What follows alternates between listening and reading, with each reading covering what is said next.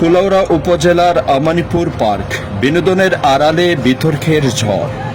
কুলাউড়া উপজেলার অন্যতম বিনোদন কেন্দ্র আমানিপুর পার্ক, অনেকের কাছে পরিচিত কাপল পার্ক নামে। কেউ কেউ এটিকে টিকটক পার্ক বলেও অভিহিত করেন, কারণ এখানে ঘুরতে এসে সামাজিক মাধ্যমে ভিডিও না বানিয়ে ফেরা যেন এখন অসম্ভব।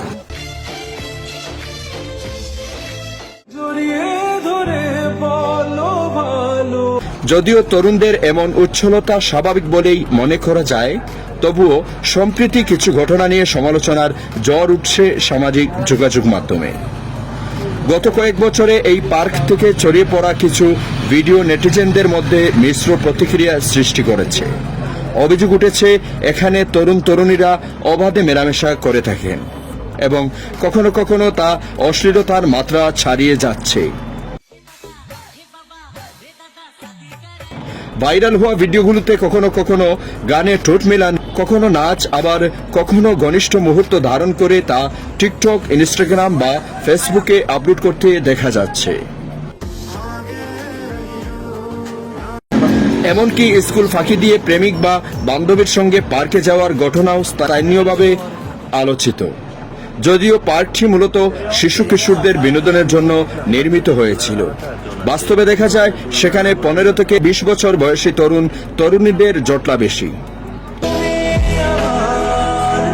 অনেকে রসিকতা করে বলেন, এই পার্কে যেন জোড়ায় জোড়ায় কবুতরদের রাজত্ব। সমালোচনার জবাবে কেউ কেউ যুক্তি দেন, ভিডিওতে দেখা তরুণ তরুণীরা স্বামী স্ত্রীও হতে পারেন, কিন্তু সমালোচকরা পাল্টা বলেন, স্বামী স্ত্রী হলেও পাবলিক প্লেসে অতিমাত্রায় অন্তরঙ্গ আচরণ এবং ভিডিও সামাজিক যোগাযোগ মাধ্যমে প্রকাশ করা শালীনতা লঙ্ঘন করে।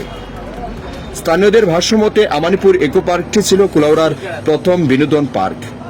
কিছু বিচ্ছিন্ন ঘটনার কারণে এর ভাবমূর্তি ক্ষুণ্ণ হচ্ছে।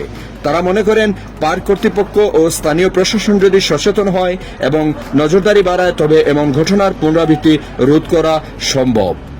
জড়িয়ে ধরে বলো ভালোবাসো,